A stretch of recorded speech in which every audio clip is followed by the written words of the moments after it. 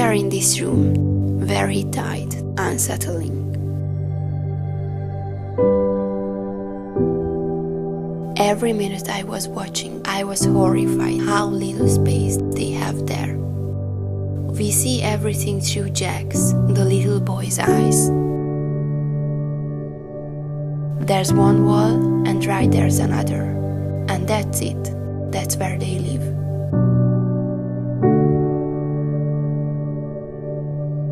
I lose my breath just thinking about it.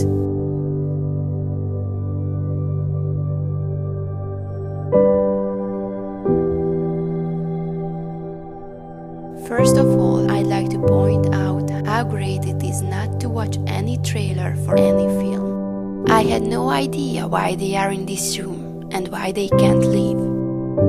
I thought this is some post-apocalyptic movie or something. But then I realized it sets in our present, and Olnik is the one who doesn't let them out, and he visits the mother sometimes. I realized they have been here for years and even more. Jack was born here, and he has never been outside of this room in his whole life. I understand all this, and my heart just breaks for them.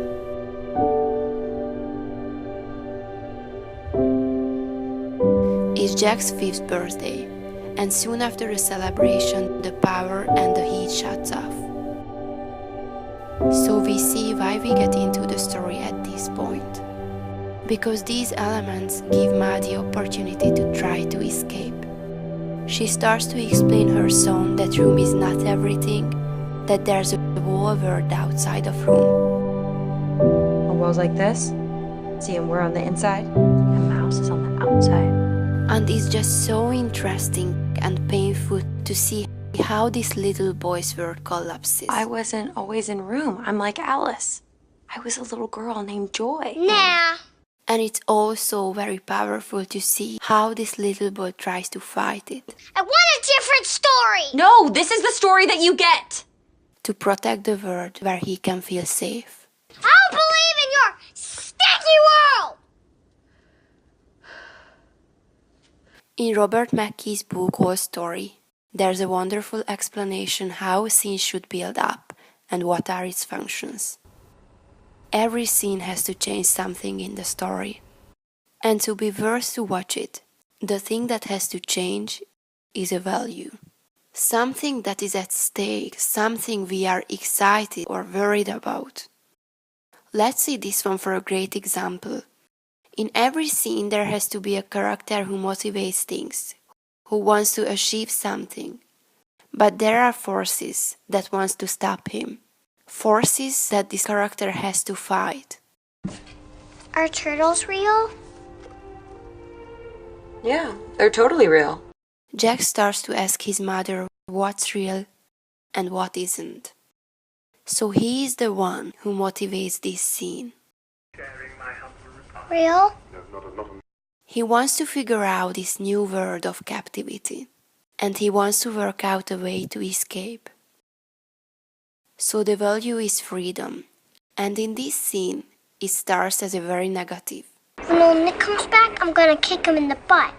The great force that stops him is the reality.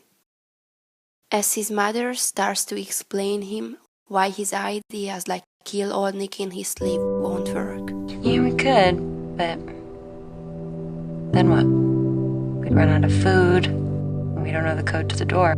In the encounter of the character and the forces, there has to be a turning point, where the value changes and the story goes on to a different direction. So you're gonna help me?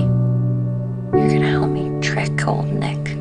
This is the turning point, where the value of freedom turned into positive. And we've got a chance. We nearly missed it, but we've got our chance. Because now we feel the hope that they have a chance to get out of room. That's just how it works, at least in good movies, and Room is a good movie. You could argue that this scene's turning point is the change in Jack, how he accepted that there's a bigger world outside of room. But if you look closer, you can see that this change happened in the previous scene. even there weren't any dialogue in that one. Jack starts to talk about the things he likes in room, the things that he and his mother are good at. But we can see that he starts to interact with the world outside of room. He starts to play with the sun coming through skylight. And he plays with the toy he got from Old Nick. The turning point is, I think, when he starts to tear it apart.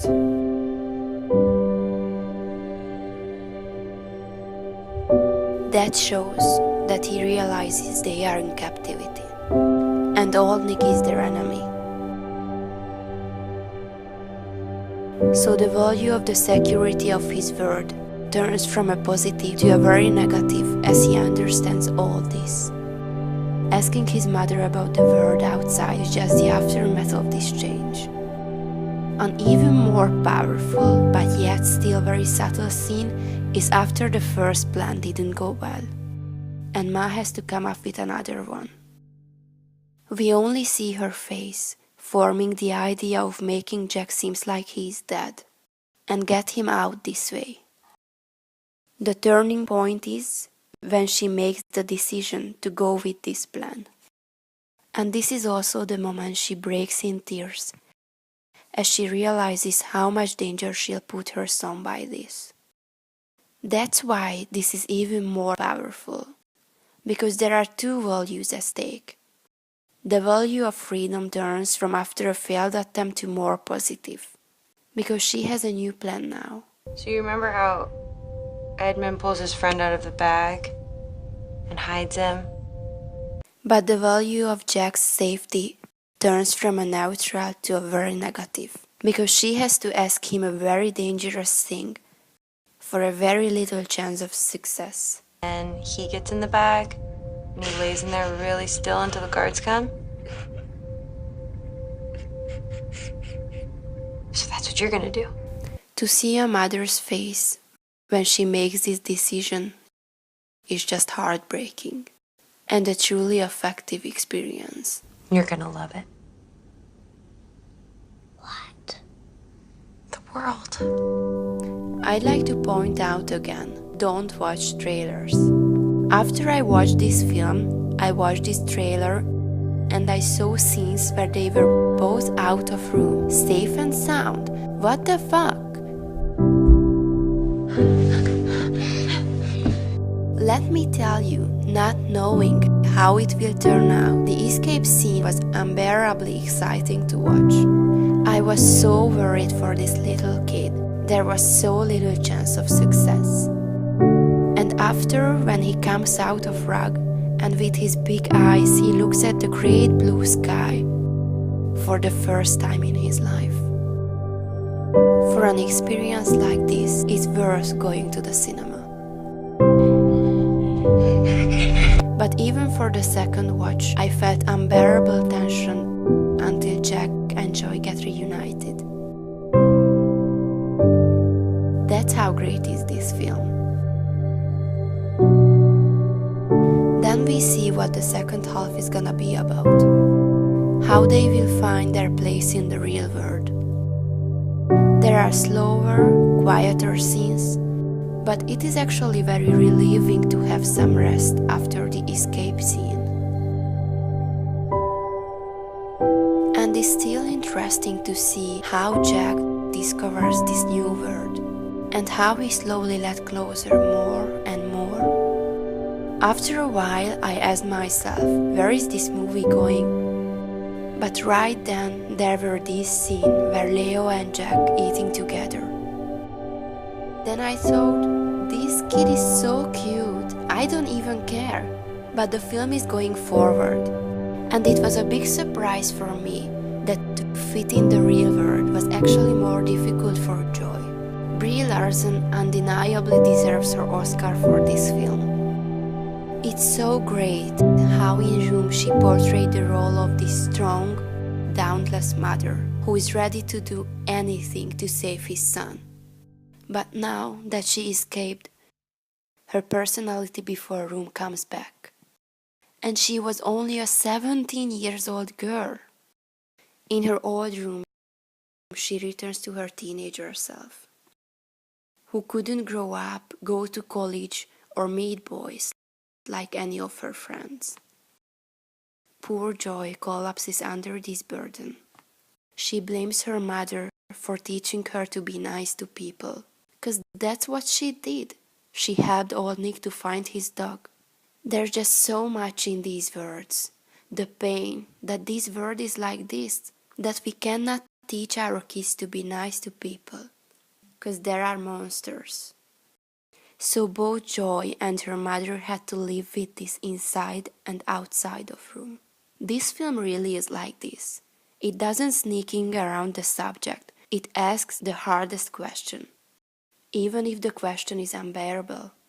The reporter asks Joy if Jack is gonna know about his father when he's older. This can be a point of view that he is Jack's biological father. But I was so relieved when Joy stated that old Nick is not Jack's father, because a father is someone who loves his child. But the reporter doesn't give up. She asks the toughest question. Didn't Joy think about to ask old Nick to take Jack away and leave somewhere where he could be found? Away. This would have been the ultimate sacrifice. But then Jack could have had a normal life. But he had me. Poor Joy, she tries to defend herself. But she feels that it's a fair question. She feels that she was too selfish to keep her son with herself. She feels this shame and pain because of her decision. Because the question was asked. But even if it looks like a fair and a logical question, it is not. A question like this just cannot be asked. How can you question a teenager mother's love for his child? You cannot ask this question, no matter how right it seems. She needed her son to stay alive, and she believed that his son needed her mother too. And even in this unimaginable situation, she could provide him safety and love. And what is a normal life? Growing up in an orphanage? Or being locked in a room for years, but in the safety of a mother's love? Answer this question, you nice reporter lady. And most importantly, Joy never lost the hope to get out of room and have a normal life one day. So the answer is no. She shouldn't have given up on her child to give him a normal childhood. She created the most possibly normal childhood. She did everything to save his son. And with her unwavering love and hope, she saved both of them. Poor Joy, she cannot think it through so calmly. She only feels the guilt and the pain, and she only sees one way out. So Jack's left without her mother. There's a very nice returning element back in room when Jack didn't want to do the escape. Joy said that she is his mother, so she has to pick for the both of them. And later, when they separated and they talk on the phone, Jack wants her to come back. So he said that now he picks for the both of them. So Joy is back. It's just so great that she doesn't want to find excuses. She just says she's sorry. And Jack accepts it. I'm not a good enough ma. But your mom.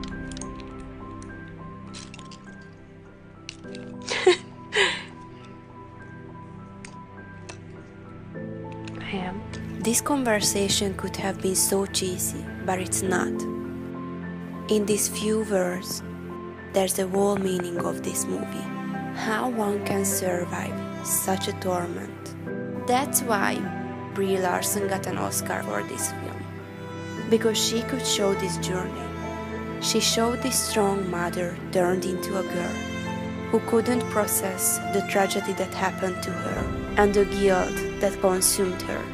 And by the end of the film, with the help of her son, she could rise above all this.